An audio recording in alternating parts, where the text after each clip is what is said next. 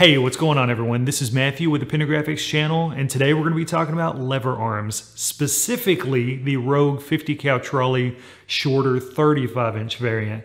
So if this sounds interesting to you, you're not going to want to go anywhere. As always, if this is your first time stopping by the channel, welcome, glad to have you. Consider subscribing if you like this kind of content, because I plan on releasing videos just like this weekly. Also, if you do enjoy this kind of content, you may want to check out my Instagram page, mainly because I post on there quite a bit more frequently than I do on YouTube, but you don't have to. It's up to you.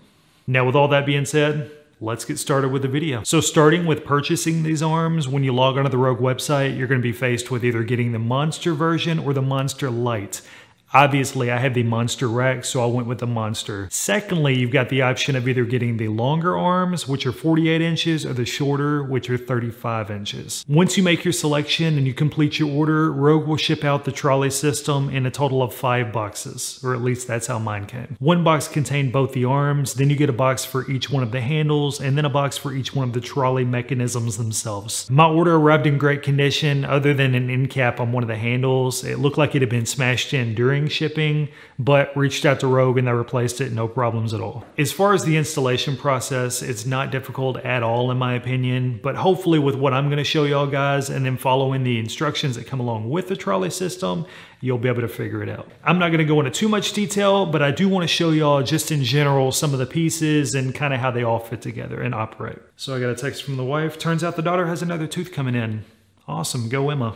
Go Emma's mouth. The trolley itself has 4 rollers that enable it to roll up and down the uprights. It's got 2 on the back at the top and the bottom, and then 2 on the front at the top and the bottom. Now, in order to move the trolleys, you have to grab the handles and with your fingertips pull out on the spring-loaded trigger. This trigger is connected to a plunger rod that inserts into the holes on the upright. So with that being said, if you want to move the trolley, you're just going to pull out on the trigger. It's going to pull the rod out of the hole. You're going to roll it in whatever position you want. Let go of the spring-loaded trigger. Boom, it pops right back into the hole on the upright. You're set. Once into position, it's highly recommended to use a detent pin. Insert that into the designated hole on the trolley and it goes through the upright, and that way if something were to go wrong, if it were to slip, it ain't going to go anywhere. That detent pin will hold it in place. Once you have the trolley mounted to the upright, then it's time to install the arms. The arm installation is just as easy. You just line up the holes and insert the 1-inch steel rod. Now the rod that goes through the arms is held in place by 2 Allen head set screws. Now me myself, I actually had the worst time putting in these set screws. It kept wanting to go in at an angle or cross thread or wouldn't line it up.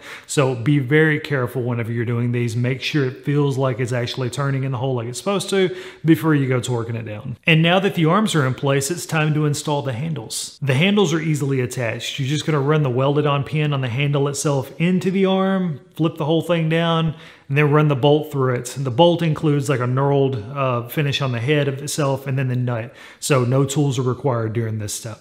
Congratulations, you have successfully installed your LT-1 50 cal trolley and lever arm kit. Way to go. Now that installation is complete, let's go over a few reasons as to why I picked the shorter over the longer variation. Now that makes sense. According to Rogue's website, the first and most obvious difference between the 2 lengths is the price. I mean, the shorter is so much cheaper than the longer. Why would you not go with the shorter? It's a no-brainer. Nope, that's not true. You're paying the same price no matter which length you get, which does make sense because I like to pay the same for less.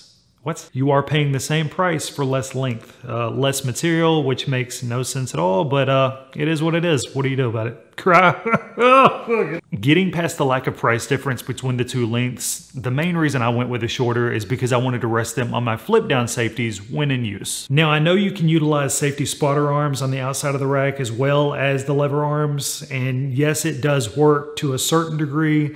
The problem you're going to run into though is the lip on that safety spotter arm is metal. I mean, there's no protection at all, and the lever trolley arm itself has a big rubber block or a stopper, I guess, that's meant to rest on something.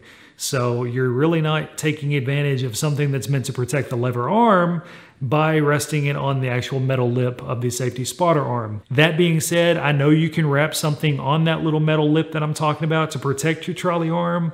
Again, you're just going through a lot more trouble. Just try to make something work whenever in reality you can just mount it on the inside, let it rest as it's intended to on the rubber that's mounted on the lever arms themselves, and all is well. So your call though, people do it. Not downing anyone that does anything that I'm saying that I don't like.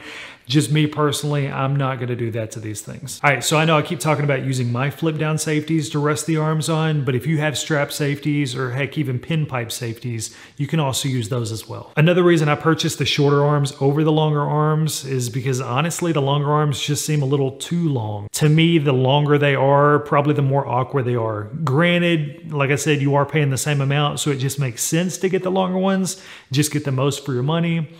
Those you have to mount on the outside of your rack. You have no option to mount them on the inside of the rack because they will hit the uprights of your rack itself. Mine, I can mount them on the inside or the outside, so keep that in mind. So another reason that I went with the shorter over the longer, and stay with me, this may be a bit of a stretch, is in my mind, the shorter would potentially put less wear on the rack itself, less like twisting of the uprights. If you'll look at someone actually using these lever arms, depending on what kind of moves they do, the rack and the uprights move quite a bit. So in my opinion, the longer the arm is, the more leverage you got, the potential stress, the more stress you're putting on the rack itself. So to further illustrate my point, imagine you've got, let's say, a tough nut and bolt. The shorter your ratchet is, the harder time you're gonna have breaking that thing loose. You got you a longer ratchet or even a breaker bar or something with some length, boom, super easy to break it loose. So if you kind of apply that same mentality to the uprights and using longer lever arms, to me it seems like the longer and the further out you are on that arm while you're using it, the more chance you've got twisting and bending and whatnot. Again, I don't know if this has ever been proven, if anyone's ever even brought it to anyone's attention ever, but it's something to think about, or at least it's something that I thought about. Now, I've been talking this whole time about these arms, installing them, what you can do with them, why I like the shorter ones over the long ones, yada, yada, yada. It's time to quit talking and start walking. Am I right? Is that a saying? I don't know if it is. But anyways, let's jump into doing some exercises with these bad boys.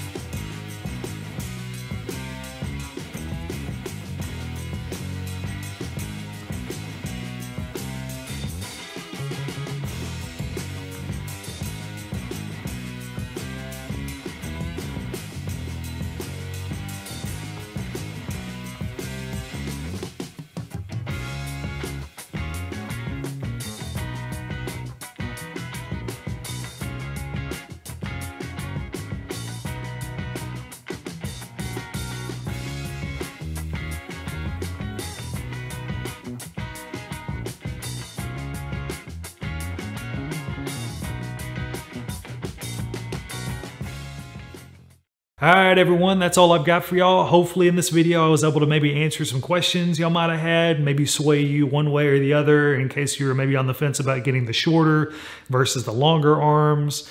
Honestly, I don't think you're gonna go wrong going with either one of them. But if you did find this video helpful, please hit that like button. If you did not like it, maybe hit that dislike button twice. See what I did there? Again, if you like this kind of content, I plan on posting videos weekly, so consider subscribing to the channel. I don't think you'll regret it. Until next time, y'all have a good day. I appreciate y'all watching. Thank you.